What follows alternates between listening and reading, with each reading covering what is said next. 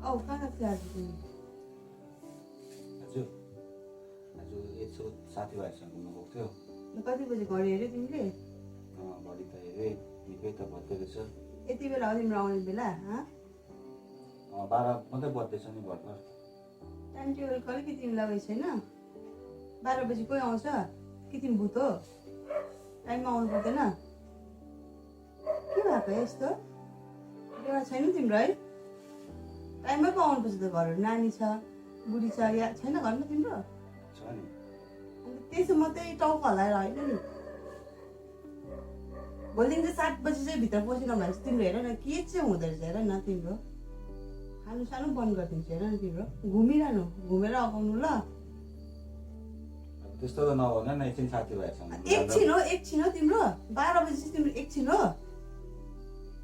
हेर त म पर्खिएछु तिमीलाई अहिलेसम्म।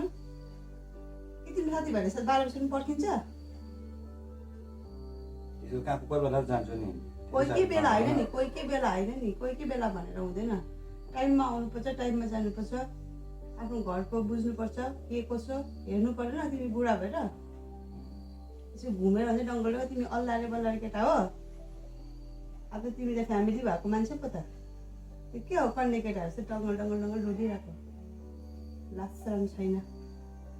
जो आजकल गएर खाना खाऊ तताएर। छिटो आउँछु नि ल। हात खुट्टा धुवा, खाना त्यहाँ राख्दैछु तताएर खाऊ, दिदिनँ म। जाऊ जाऊ। हुन्छ हुन्छ।